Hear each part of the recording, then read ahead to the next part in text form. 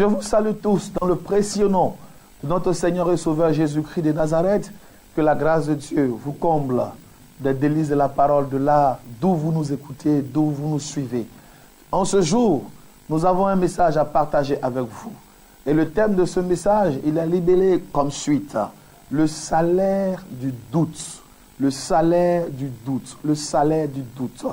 Un seul texte, juste un texte, Jean 14, verset 1, nous permettra donc de développer la pensée qui est descendue dans notre cœur. Jean 14, verset 1. Que votre cœur ne se trouble point. Croyez en Dieu et croyez en moi. Que votre cœur ne se trouble point. Croyez en Dieu et croyez en moi. C'est Jésus-Christ qui parle. Que Dieu bénisse cette parole et qu'elle fasse du bien à toutes ces personnes qui écoutent ça et qui en ce moment même, par la foi, sont en contact avec le royaume de la révélation. Merci Seigneur d'être avec nous au nom de Jésus. Amen. Je disais simplement que le salaire du doute est le thème que nous abordons en ce jour. Le salaire du doute. Quelle est la motivation déjà de ce thème? Il est descendu dans mon esprit simplement parce que le Seigneur nous a fait comprendre que toute promesse qui descend dans la vie d'un enfant de Dieu se réalise en fonction de la foi que l'enfant de Dieu peut manifester. La promesse descend, mais de la promesse entière à la réalisation totale de la promesse, il y a la foi qui est au milieu. Quand la foi fonctionne assez efficacement, nous pouvons réaliser la promesse à 70%, voire à 100%. Mais quand la foi est défaillante, il y a ce qu'on appelle le doute qui rentre. Et quand le doute rentre, le doute va entamer le témoignage qui devait se manifester. Là où on devait peut-être avoir 10, on aura 9, on aura 8, ou on aura 6 ou 5, en fonction donc de notre doute, en fonction alors de notre fermeté dans la foi. La Bible donc est éloquente à ce sujet et il y a des témoignages qui nous permettent de justifier et de comprendre alors que quand le doute est manifesté, il y a des conséquences. L'Éternel prophétise, car la relation entre Dieu et les hommes est une relation purement prophétique. Dieu, depuis Genèse jusqu'à Apocalypse, est dans le prophétisme et dans le prophétique. Il prophétise, il donne aux hommes de vivre par le prophétique. Or, essentiellement, pour que le prophétique se réalise, se manifeste, il faut qu'il y ait la foi. Lorsque vous recevez une révélation, si vous doutez, il y aura une tâche dans le témoignage qui va se manifester. Si vous doutez, le témoignage final va porter les stigmates du doute que vous avez affiché. Si vous doutez, votre résultat va refléter une foi qui malheureusement a été affaiblie par une dimension de doute qui vit et qui agit en vous. Je parle ici et la parole de Dieu me permet d'argumenter, d'enrichir mes propos. Nous allons regarder dans la Bible. Quand nous lisons dans le livre de Luc, en son 5e chapitre, il y a une histoire qui nous intéresse. L'histoire, comme la Bible dit, de la pêche miraculeuse. La première pêche miraculeuse, parce qu'il y en a eu deux. Luc 5 rend témoignage de ce que un monsieur qui s'appelait Simon, expert en matière de stratégie de pêche, parce que c'était un pêcheur professionnel. Ce monsieur qui a pêché toute une nuit va alors rencontrer Jésus. Le Seigneur Jésus-Christ monte dans la barque de ce Simon et il dit à Simon, retourne pêcher. Va pêcher et va maintenant en eau profonde et jette ton filet. Simon va lui répondre, moi Simon, j'ai pêché toute la nuit et je n'ai absolument rien eu, mais sur la base de ta parole. Il ne dit pas sur la base de la parole que j'accepte. Il ne dit pas sur la base de la foi que je mets dans la parole que tu me donnes, mais il dit sur la base de toi, ta parole. Donc, il ne pousse pas la parole que le Seigneur donne, mais il rendra alors le Seigneur responsable du témoignage qui va suivre l'obéissance à cette parole. Il va obéir effectivement Et quand il obéit, les poissons sont ramassés dans le filet et les poissons alors commencent à déchirer le filet. On tire le filet et les poissons, au fur et à mesure qu'on tire le filet, les poissons se dispersent, les poissons s'en vont. Il fait donc un travail. Et pendant qu'il doit profiter du travail, le fruit du labeur, le résultat est en train de s'échapper. Le résultat s'échappe ainsi simplement parce qu'il n'a pas engagé sa foi dans cette parole. Il n'a pas mis son amen sur cette parole. Il n'a pas mis alors lui-même sa confiance dans cette parole. Il a donné à Jésus simplement d'avoir la gloire de cette parole. Et Jésus a juste pris la gloire. Jésus n'avait pas besoin des poissons.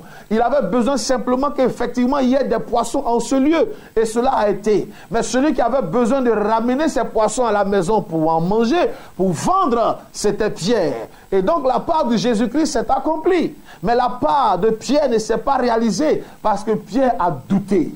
Quand vous doutez, vous recevez la prophétie, la parole et vous doutez. Vos bénédictions sont comme ces bénédictions de l'apôtre Pierre. Vous recevez, vous amassez, mais ça se dilapide. Vous rassemblez, mais rien ne reste. Vous rassemblez, mais vous ne réussissez à rien réaliser, à rien bâtir avec. Il y a des personnes qui me disent, j'ai effectivement eu beaucoup d'argent, mais je n'ai rien réalisé. C'est parce que tu n'as pas compris que celui qui t'a mis dans ce qui t'a donné beaucoup d'argent, c'est l'Éternel ton Dieu. C'est l'Éternel ton Dieu. Tu as rejeté la parole et tu es rentré dans une action. Mais simplement, je veux te dire que Dieu s'est glorifié parce qu'il est Dieu. Mais ce que toi, tu pouvais en tirer pour que tu sois épanoui et aisé, tu n'as pas pu en tirer. Simplement parce que tu n'as pas mis ta confiance. Le doute détruit nos bénédictions. Le doute détruit le témoignage final de ce que nous devons recevoir. Le doute vient, je pourrais dire, détruire, aménuiser la gloire qui devait accompagner le témoignage que nous devons pouvoir rendre. Deuxième exemple que je vous donne, c'est l'exemple de deux personnes âgées, vieux, un 100 ans, l'autre 90 ans, et ils vont avoir un enfant. Mais en Genèse 17, verset 17, Dieu vient d'abord s'adresser à l'homme pour lui dire, Abraham, tu auras un enfant dans ta vieillesse. La Bible dit que Abraham a ri. Quand on dit que Abraham était un homme de foi, ça veut dire qu'il est celui qui a apporté la foi, la foi qui est cette foi d'attachement à un Dieu unique.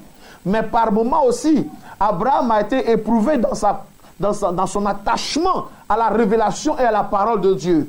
Et ici en Genèse 17, verset 17, la Bible dit que Abraham a ri. Dieu lui dit, tu vas avoir un enfant. Et Abraham se met à rire.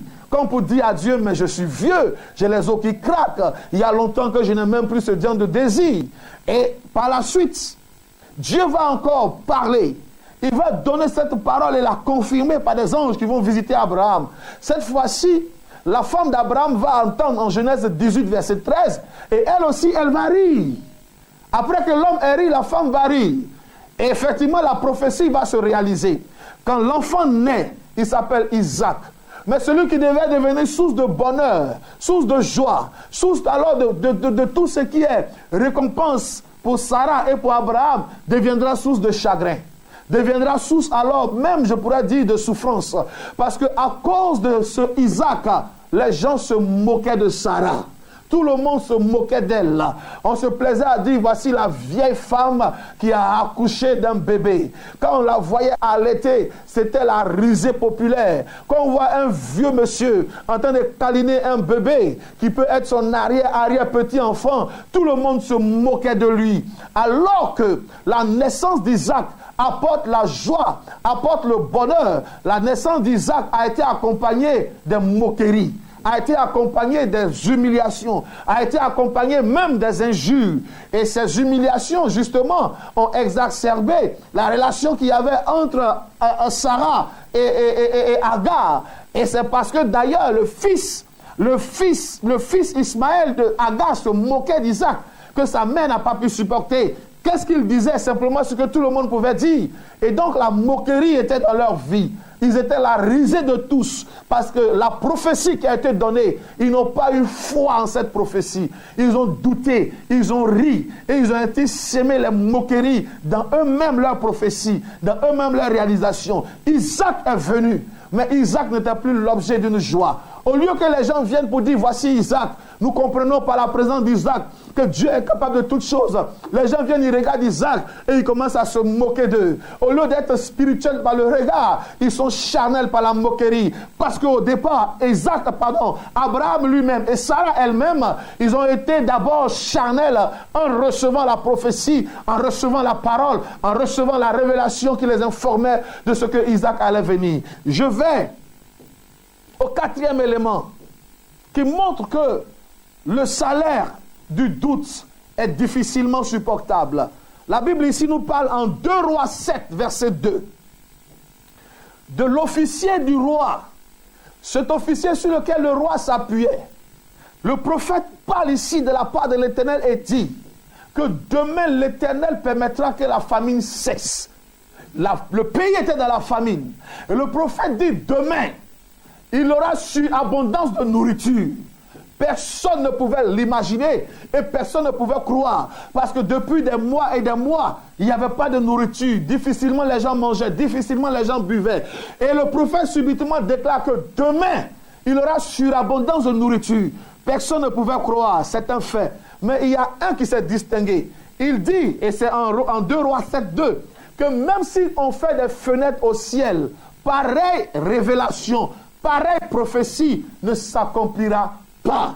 Alors le prophète va lui dire, toi qui as ainsi dit que la parole de Dieu est fausse, qu'elle ne se réalisera pas, tu verras de tes yeux, mais tu n'en mangeras pas. Et l'histoire des 4 lépreux par la suite nous instruit. 4 lépreux vont dans le camp des ennemis, et voici que les ennemis entendent les pas des 4 lépreux comme le bruit d'une armée. Ils sont effrayés, ils fuient, ils laissent toute leur nourriture. Alors, on vient informer le camp d'Israël, ils vont alors piller, et effectivement, il aura surabondance de nourriture. Mais pendant la débandade, pendant que tout le monde courait pour aller piller, cet officier du roi, qui courait aussi pour aller piller, il a été écrasé et il est mort. Il a vu la nourriture surabondante, mais il est mort parce que ce monsieur a douté de la révélation de la parole de Dieu. Mais plus grave, lui, il a douté et il a refusé la parole de Dieu. Il a même déstabilisé certainement la foi de quelques-uns.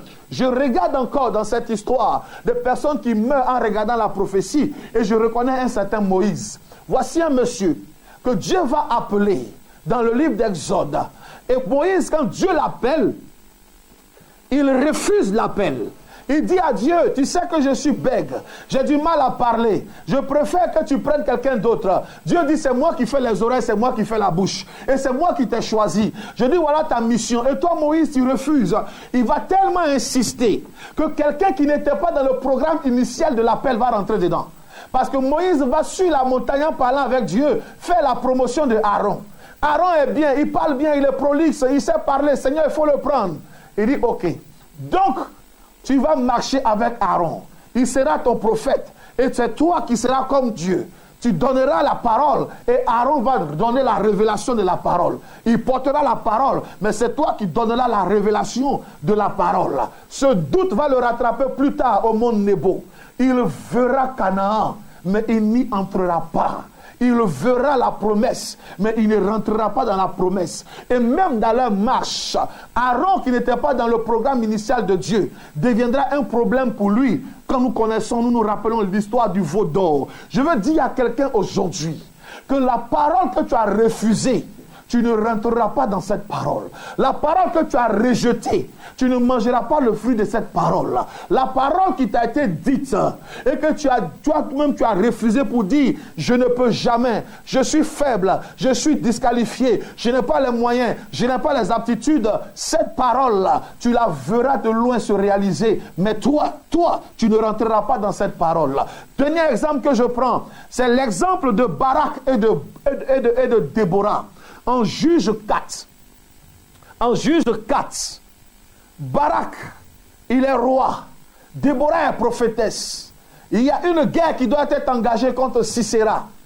Et Déborah vient donner la révélation à Barak pour dire, va au combat, l'Éternel te donnera la victoire. Barak va se mettre à trembloter comme une feuille. Et il va dire à la prophétesse Déborah, si tu ne viens pas avec moi au combat, je n'irai pas au combat.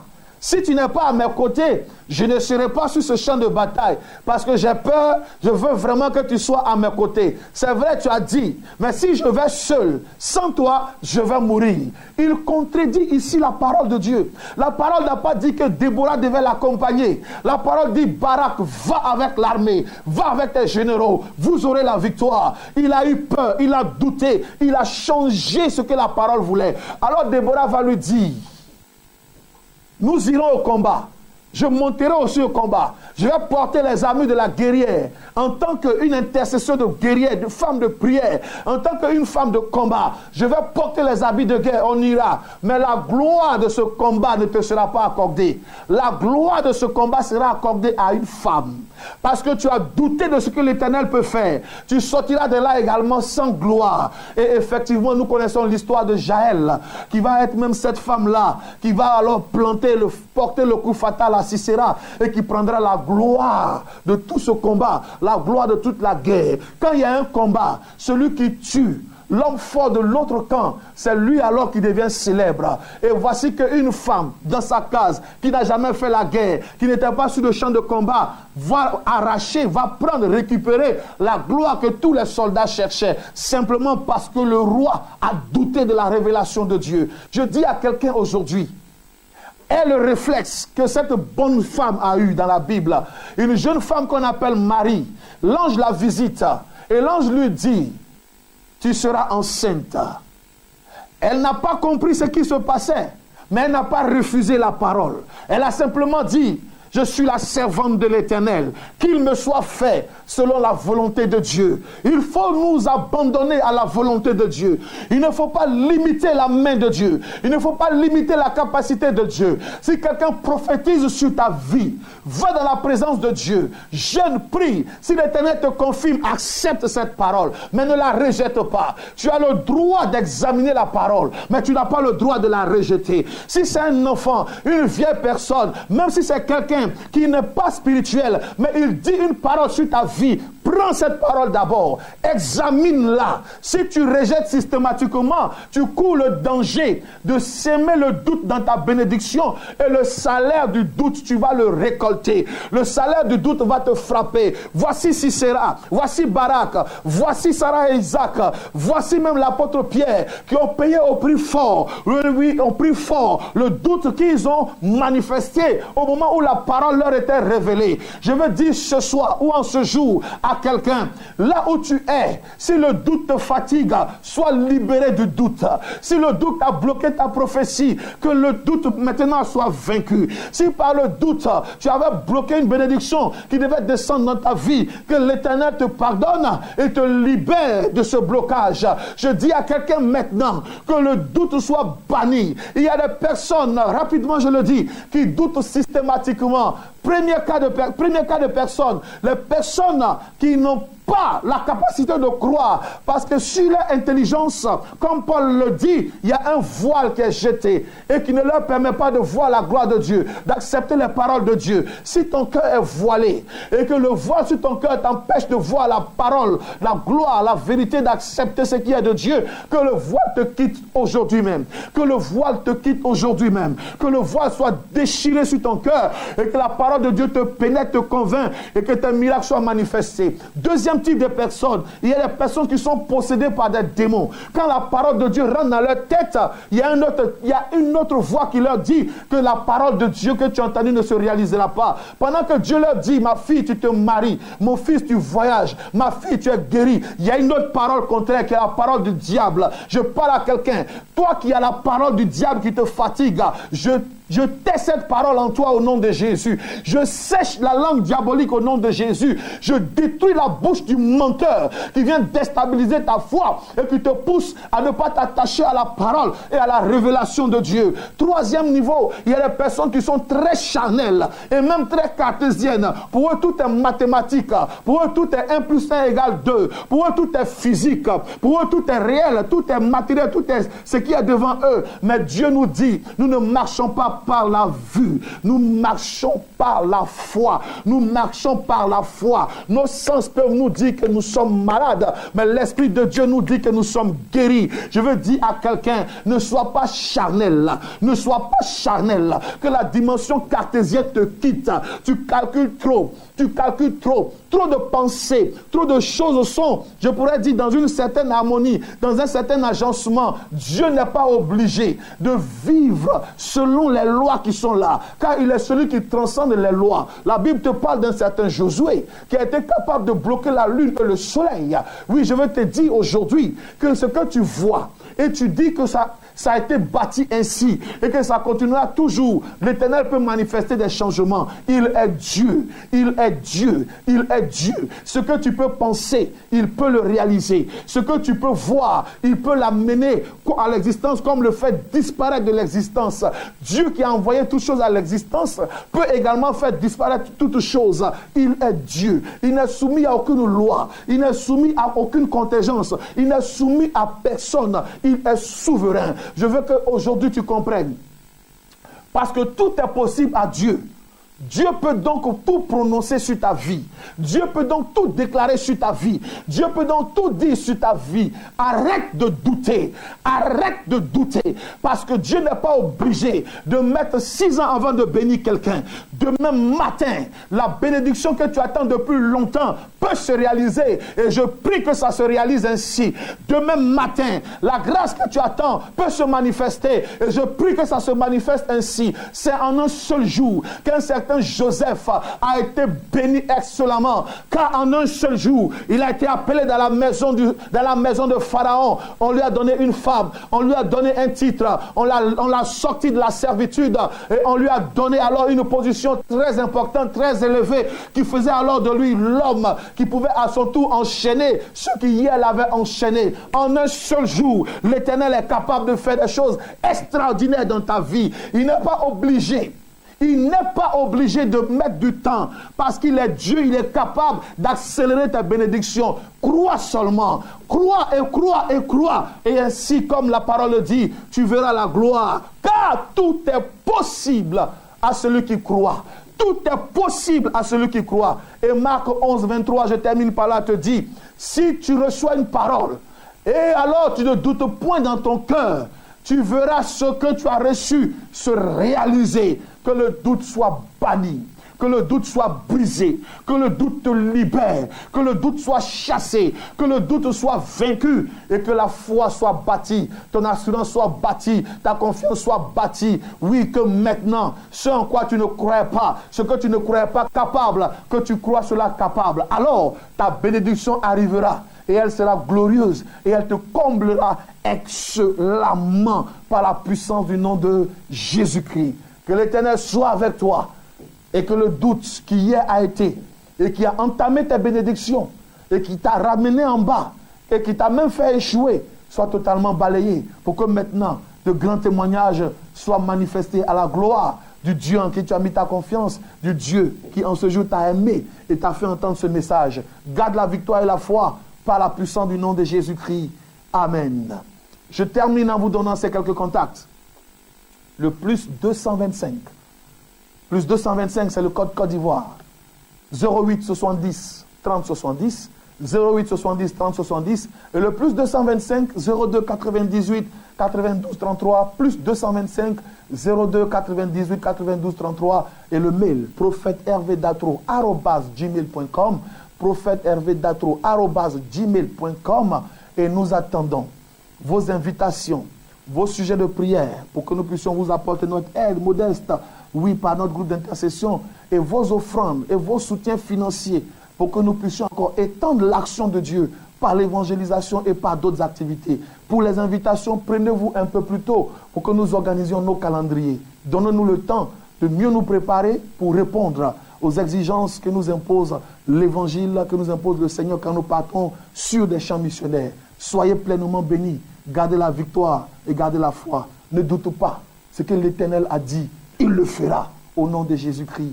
Amen.